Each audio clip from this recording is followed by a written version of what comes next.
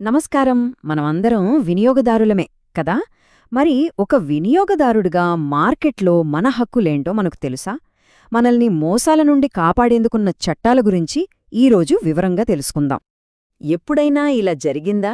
ఒక యాడ్ చూసి ఏదో ఊహించుకుని ఒక వస్తువు కొంటే తీరా చూశాక అది వేరేలా ఉందని నిరాశపడటం, లేదా ఆన్లైన్లో ఆర్డర్ చేసిన వస్తువు సరిగ్గా రానప్పుడు ఎవరికి కంప్లైంట్ చెయ్యాలో తెలియక తలపట్టుకోవటం. మనలో చాలా మందికి ఇలాంటి అనుభవాలు ఎదురయ్యే ఉంటాయి.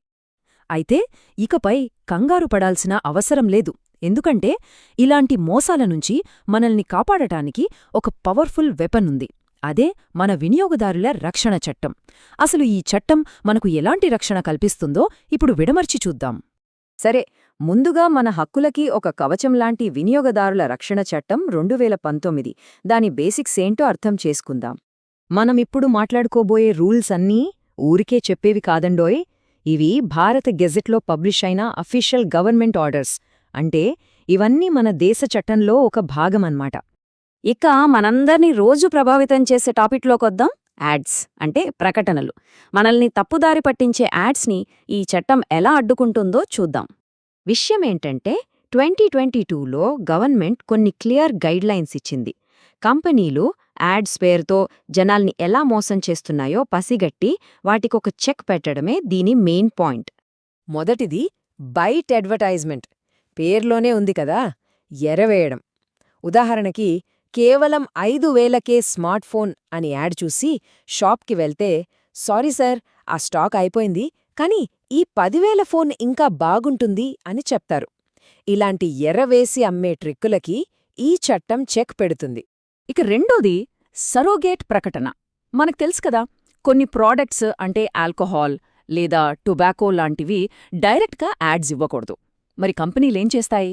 చాలా తెలివిగా అదే బ్రాండ్ పేరుతో సోడాలను, మ్యూజిక్ సీడీలను ప్రమోట్ చేస్తాయి.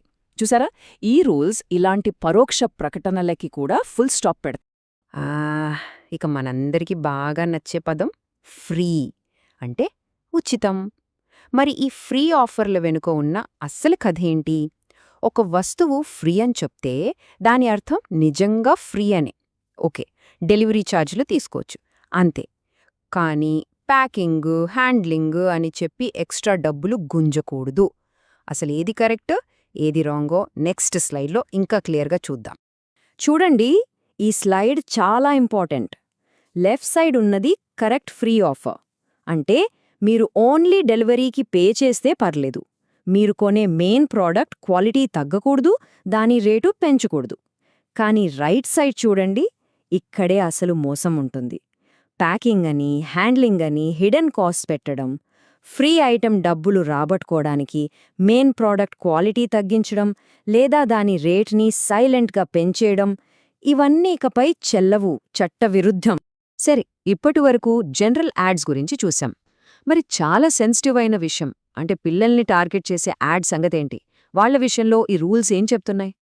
పిల్లల విషయంలో ఈ రూల్స్ చాలా స్ట్రిక్ట్గా ఉన్నాయండి.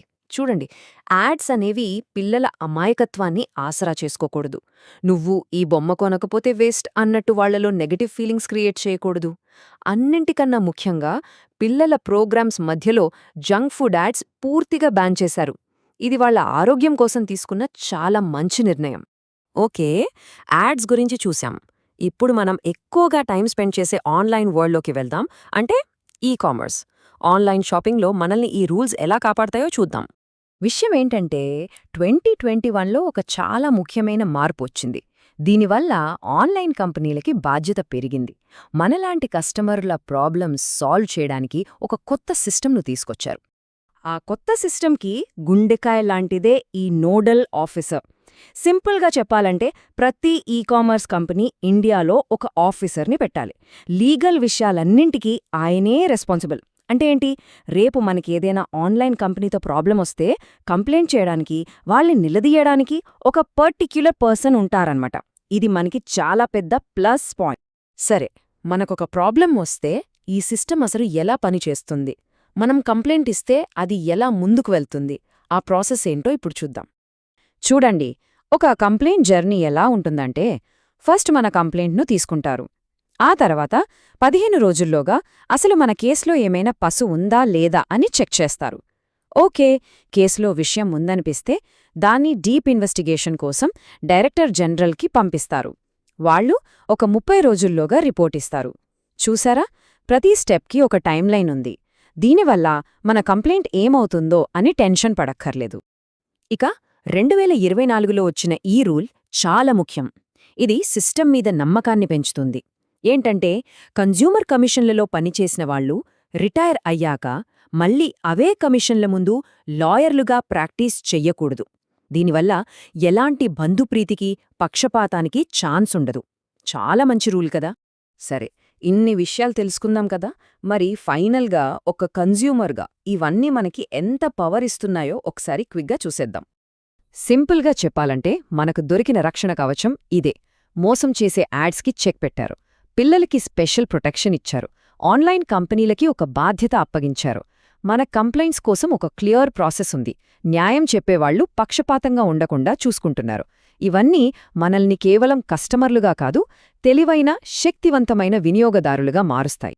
మన రైట్స్ ఏంటో తెలుసుకోవడం ఫస్ట్ స్టెప్ మాత్రమే. దాన్ని ధైర్యంగా వాడినప్పుడే అసలైన పవర్ మన చేతికొస్తుంది. సో ఈ ఇన్ఫర్మేషన్ తెలిసాక నెక్స్ట్ టైం షాపింగ్ చేసేటప్పుడు మరింత జాగ్రత్తగా ఉంటారు కదా. మీ హక్కుల కోసం ఎలా నిలబడతారు ఒక్కసారి ఆలోచించండి. ఈ విశ్లేషణ మీకు ఉపయోగపడిందని ఆశిస్తున్నాను. నమస్కారం.